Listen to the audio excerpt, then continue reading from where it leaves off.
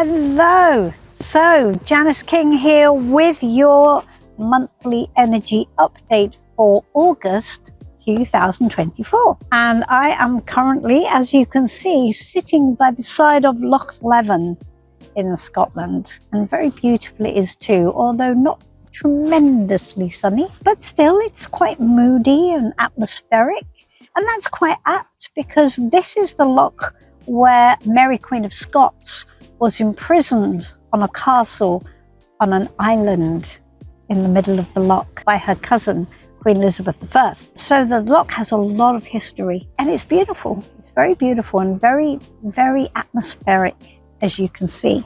So it's lovely to be sitting here doing my reading. If I do this every so often, it's because I am at a Scottish loch and there are midges flying around me, so I am attempting not to be distracted by them. As is my habit, I have taken 4 cards to guide us through the month ahead. The overarching energy, which is always our first card for the month of August 2024, is the Chariot.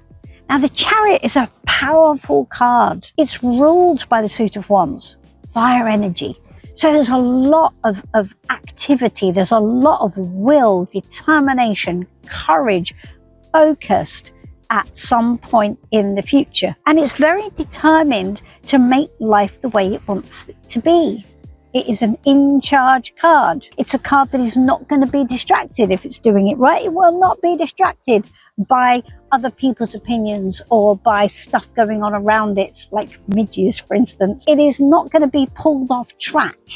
It's focused on the horizon and it's going to get there come what may. So it's not saying whether this is a good thing or a bad thing. It's just saying it's a thing this month. It will be a powerful component of the way the month plays out. Whatever it's angled at for you will be a matter of some importance to you, I think. And you will want to power through whatever objections or obstacles there may be. You will want to power through them. Again, doesn't say whether it's a good thing or a bad thing, just says it's a thing. So let's explore further. Let's see if the reading is going to let us know whether it's a good thing or a bad thing. So what should we lean into this month? What will serve us best? We've got the Page of Swords. Page of Swords is interesting, isn't it? Because that is a very investigative card. The Page of Swords leaves no stone unturned. It is curious. All page energies are curious. They are future curious. Now that's interesting, isn't it? Because we've got future in the Chariot card and we've got future in the Page card as well. So both of them are focused not on right now, they're focused down the line, somewhere down there. So the Page of Swords wants to know what's hidden. It wants to know what it needs to know in order to get whatever it wants to do done.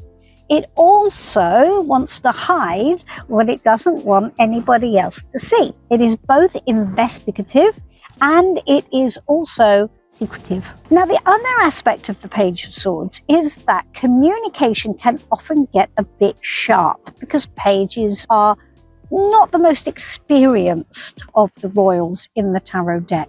And so as a result, we can find with the Page of Swords conversations getting a bit teenage, but anyway, they might well be challenging. It also tells you then not to avoid challenging conversations about the way forward and whether or not what you want to create is in fact the right thing, because we don't know that yet, do we? So whatever it is, it's asking you not to do anything until you've done this due diligence, right? Dig in, figure out what you need to know.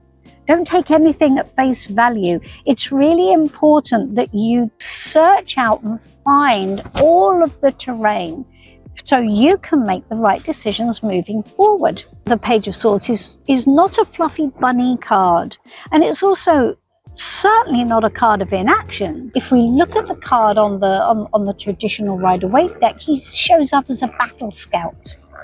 So he's needing to work out the terrain. He's needing to find out where the problems are. He's needing to find out where the attacks are going to come from. Lean into that Lean into the idea of it being a hacker. You've got to hack in and find out the details before you do anything, before you make any decisions. That's important. So what should we not do? What should we lean away from? Or what will challenge our keenness to do that due diligence? What will challenge it? The Nine of Pentacles. Now, the Nine of Pentacles is a card of independence, is a card of what makes us feel personally abundant. So it very much is a solo card. All the nines in tarot are solo cards. They all refer to your personal experience, your personal view, whatever's happening personally for you within the suit at that moment. So the Nine of Pentacles is where you are having a personally abundant experience. It's your vision. And it's something that you have created. So you have created this environment in which you live, and you have some attachment to it. But that is going to stop you exploring options, maybe having difficult conversations. Maybe you're just a little bit complacent in this lovely garden that you have created. I think in this element, now when we look at the Nine of Pentacles, it's very easy to say, oh, I like the Nine of Pentacles, it's lovely. Look at it, it's all the good stuff. I want to hang on to this for as long as possible. Well, okay, we might say that, but we must remember the trajectory of the question. Question is, what will hinder our ability to lean into the energy that we should embrace? What should we not do, in other words, and what will lead us off the path? And that is the Nine of Pentacles.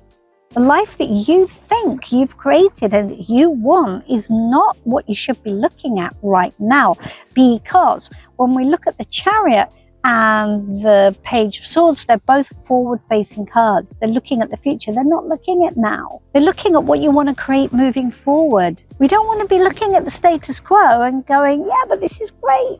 Could get any better than this, could it? It's pretty much the Nine of Pentacles, right? Not the 10, though, is it? You see, not the 10. What we want to create is the 10.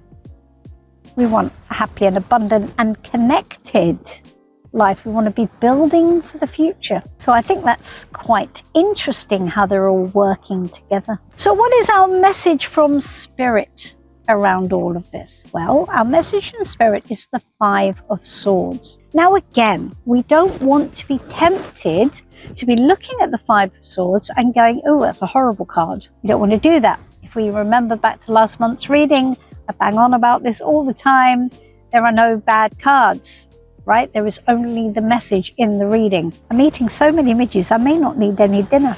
Anyway, so when we look at the Five of Swords, we can see the aftermath of a battle of some kind. And it is a battle that you cannot forget, because we have these poppies in play, and the poppies tell you, you can't forget. It's still with you. Whatever that thing that happened was, it hasn't gone away.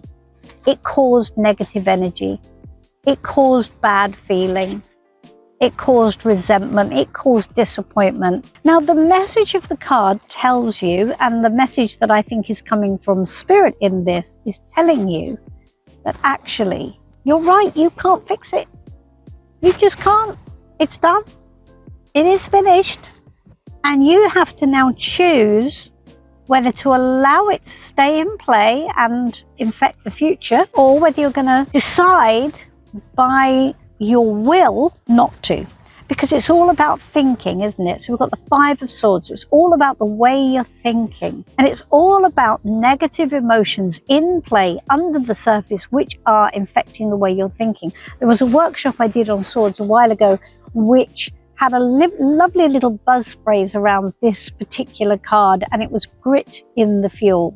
And if you only remember that phrase with this card, then I think it will serve you well. Whatever is fueling the situation, there is grit at the bottom of the fuel tank. I had a little mobilette when I was a teenager, and I used to not put enough fuel in it, and I used to let it run too low, and it used to suck all the grit up from the bottom of the carburetor, and it used to get stuck in the fuel pipes, and I had to call my dad, and he got really fed up with it. Grit in the fuel is not a good thing. Nothing runs well when there's grit in the fuel. So you're going to have to decide to put in some new fuel so that the engine runs clean. Do you like the way I'm I'm coming back to the chariot motif here. Quite pleased with myself at this point. So if you're going to drive towards a future which is going to make you happy, and it's the future that you actually do want, you're going to have to let go of any past resentments and any past stuff in play which is going to get in your way. So you need to go back to that Page of Swords and do your due diligence, because if there's stuff in play in there which is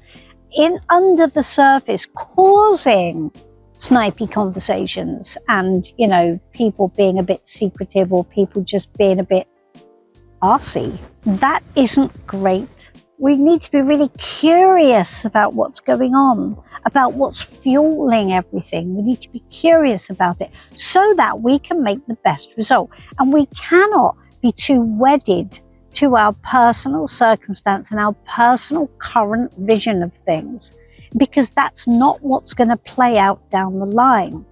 We don't actually want to stay like this for the rest of our lives. What we want to do is to move to the next phase. Whatever that next phase is, it has to be fueled by clean fuel. So I think that's quite an interesting reading. I like the fact that it all kind of, you know, I like readings when they all the cards speak to each other and all back each other up. I hope that's been interesting. If you enjoy these readings, of course, do like and subscribe. Thank you if you leave me comments telling me how these readings resonate for you. I really appreciate it. If this means something to you and you feel that it will help you in some way, do leave me a comment and let me know. I do so appreciate it. I love to hear what you have to say. And do give me a like as well. And if you're new to the channel, please do hit that subscribe button, like and subscribe. And I will do one of these readings for you every month, as well as other lots of tarot lovelinesses, thoughts about energy, spiritual work, and also our journey across multiple landscapes in the mighty Gus the Bus. So I'll say goodbye and I will see you soon. I'm always here for a reading. If you need one, give me a shout and I'll see you then. Bye-bye for now.